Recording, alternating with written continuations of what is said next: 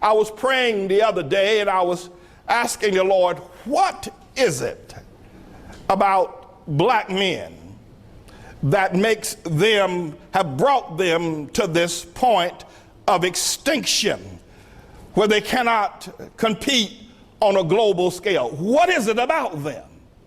And God says they have no honor. Now, there's several things that we need to understand.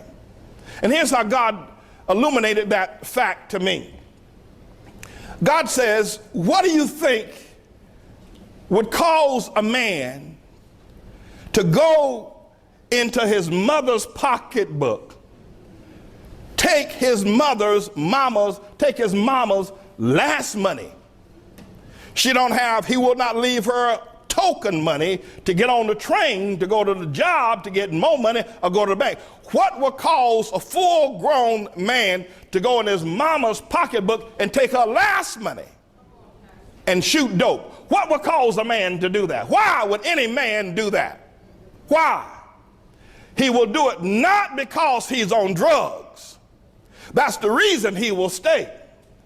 But the reason why a man can go into his mother's pocketbook and take her last quarter and shoot dope with it is because he has no honor.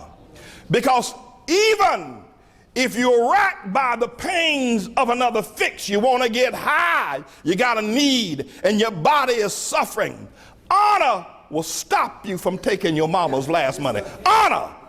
Honor, if a man has honor of integrity about who he is and what he is, he will not take. He would rather suffer himself rather than to put his mama out in the cold to suffer. He will endure the pain of his own afflictions and drug addiction. But if he has no honor, he'll do it time and time and time again. He will continue to do it. Doesn't have honor. We got to restore honor back to black folk. They have no honor, no integrity. They're not honorable people. That's why you're going to call me the Honorable James David Madden. I know you got trouble with it. I know you don't like it. I know you want me to be called bishop and doctor and rabbit foot and all of that. But you are going to say honorable because I'm going to lead you to be honorable as people. You're going to be an honorable people. You're going to be restored back to honor. So we need to be clear about that as God is speaking in this generation. How can a man, young boy, use all those ugly words and his 37-year-old mama sit there in the new house he bought her and just grin while he is saying MF and this and that and the other? You mean to tell me you can listen to your son curse like that on a national scale, and just because he's bought you a new house, you are not offended by the things he said?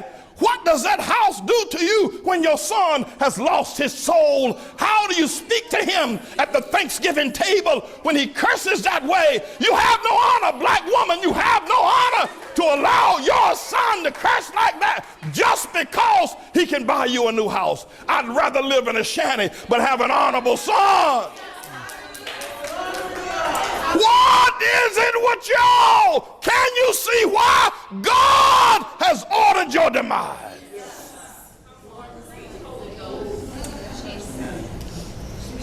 Well, he bought me a new car. He's grabbing his crotch. That's your baby. That's your boy. You brought him forth. You carried him for 9 months. And now look at what he is doing to women. Don't you remember how his father walked out on you and left you to feed that baby and to buy Pampers and to make it the best way you could? Day after day you had no money. You had to kiss and spit in that baby's mouth to feed him. And now he is promoting that. How can you stand by mothers and allow your sons to rap? How can you do it? How can you do it?